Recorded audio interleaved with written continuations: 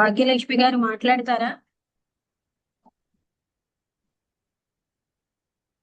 చెప్తారా మీకు?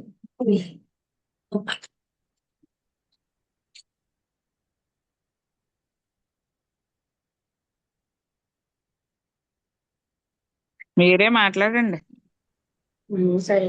రామభద్రి గారు మీకేం అవగాహన అయింది?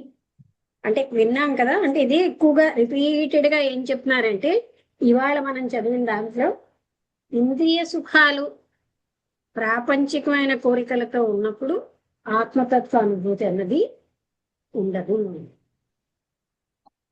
అది నమస్తే మేడం. జయించినటువంటి వ్యక్తి ఆత్మతత్వంలో ఉంటాడు. ఎంతో సహజంగా నమస్తే వెళ్ళిపోతుంది మేడం. మనసు అప్పుడు. లేకపోతే ఏంటి, ఒక సుఖం ఇంకొక సుఖాన్ని కోరుతూనే ఉంటుంది, అంతు లేదు. అందుకని ఆ నిగ్రహం నిగ్రహం అన్న మాట అంటున్నాం కానీ, అంటే అంటే వాటిని జయించడం చాలా ముఖ్యం.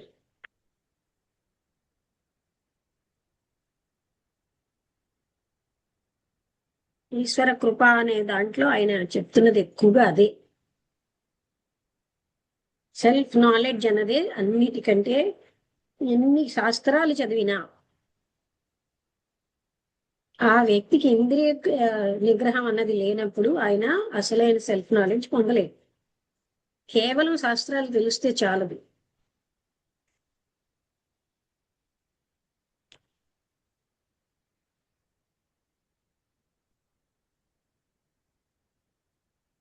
ఎందుకంటే అటు వెళ్ళిపోతూ ఉంటుంది అనమాట మనస్సు అంతా. ఆ ఆ ఆకర్షణల్లో, ఆ ఆకర్షణలను అధిగమించిన వ్యక్తి మాత్రమే ఆత్మతత్వంలోని నిలవగలరు.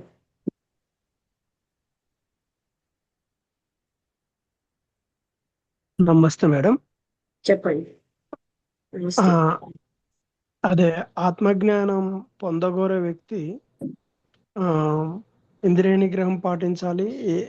యమ నియమాలు ఆ టైప్ లో అన్ని పాటిస్తూ సంపూర్ణ సాధనలో వైరాగ్యం ముందుకెళ్ళాలి ఉండాలి. అని. ఆ అంటే సంపూర్ణ వైరాగ్యం అంటే ఆ ముందు విరక్తి రావాలిగా కదా మేడం, అంటే లౌకిక విషయాల మీద. అంటే ఇక్కడ మనకి విరక్తి అనగానే చూడండి, ఇష్టం లేకపోవడం అన్న భావం తీసుకుంటాం.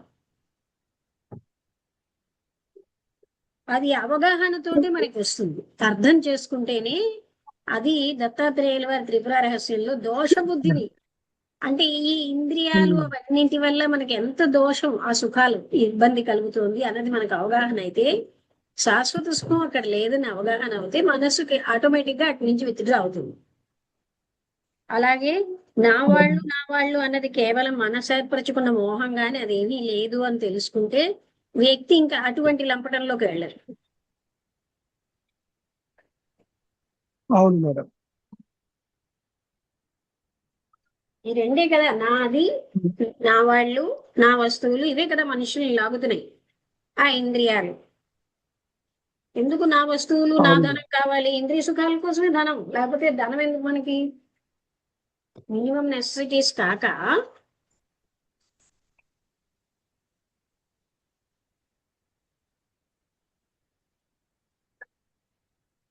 చెప్పండి. అవును మేడం. ఉమ్.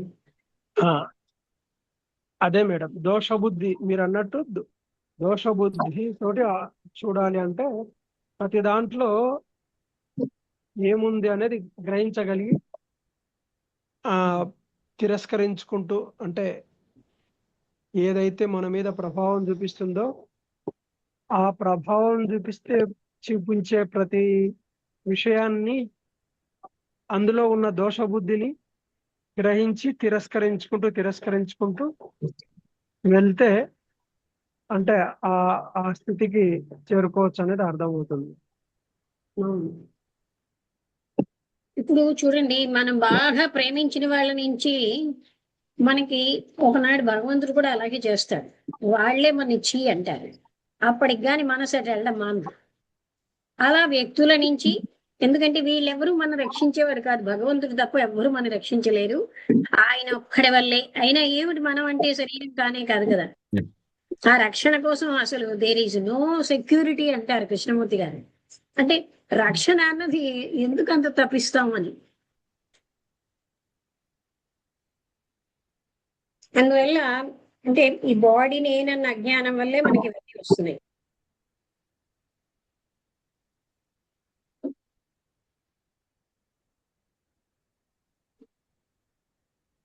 అందుకే అయ్యో ఇంకా నా మనవల్ని మా మనవలు వాళ్ళ పెళ్లిళ్ళు కూడా చూడాలి, ఇలాంటి తపనలు ఉంటాయి.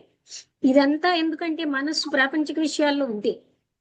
అలా లేనప్పుడు అటువంటి కోరికలతో సంబంధం లేకుండా ఆత్మతత్వమే వెళ్ళిపోతుంది ఆ మనస్సు. శరీరమే నేను కానప్పుడు నా వాళ్ళెవరు?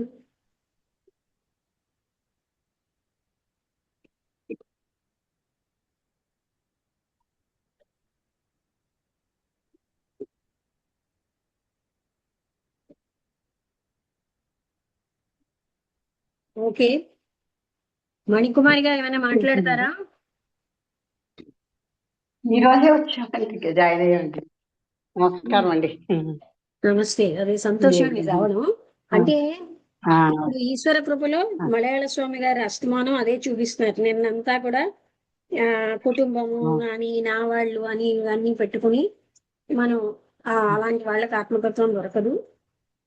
అంటే కుటుంబమే ముఖ్యం, దానికోసమే ప్రయత్నం అన్ని చేస్తే అది కూడా స్వార్థమే కదా. అవును, స్వార్థం.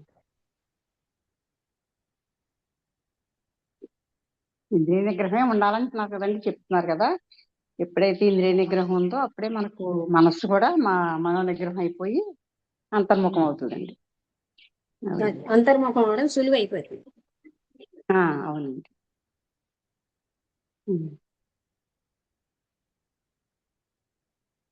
ఓకే అండి, ముగించేద్దాం. మంచిదండి. ఇది లక్ష్మీ శుక్ర శని ఈశ్వర కృప. శనివారం కూడా ఈశ్వర కృపే. ఆది సోమ మంగళ బుధ కృష్ణమూర్తి గారి. రామపుత్రి గారు ఈ లోపల కృష్ణమూర్తి గారిది ఇంకేదైనా పుస్తకం వెతకండి. ఈ పుస్తకం ఓకే మేడం. 18 చాప్టరు 18, 19, 23 ఉన్నాయి. చాలా పుస్తకాలు ఓకే మేడం. ఉన్నాయి. నేను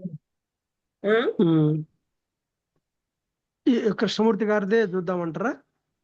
మనం అంటే ఆ రోజుల్లో కృష్ణమూర్తి గారిది చదువుదాం. ఈ రోజుల్లో ఈశ్వర కృప అయ్యాక ఇంకోటి ఈశ్వర కృప ఇంకా ఉంది. Okay okay madam. కృష్ణమూర్తి గారి పుస్తకమే 18 చాప్టర్కి వచ్చాము.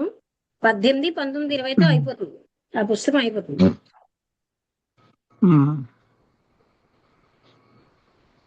ఓకే అండి, అందరికీ మేడం, నమస్కారం. రేపు ఎల్లుండి కొంచెం నేను ఊరికి వెళ్ళేది మేడం, చూస్తాను. రేపు ఎల్లుండి ఊరికి వెళ్ళాలి మేడం, అది సరే, మీరు కొంచెం రారు ఊరికి కదా. వెళ్తున్నాను. అవును మేడం. ఓకే. ఇప్పుడు మనకి ఎంతో పేజ్ వరకు అయింది? 175 వరకు కదా. I'm running a master class on అది APS. అవును madam. Okay. Okay madam. Okay, అందరికీ నమస్కారం. క్లోజ్ చేస్తున్నాను.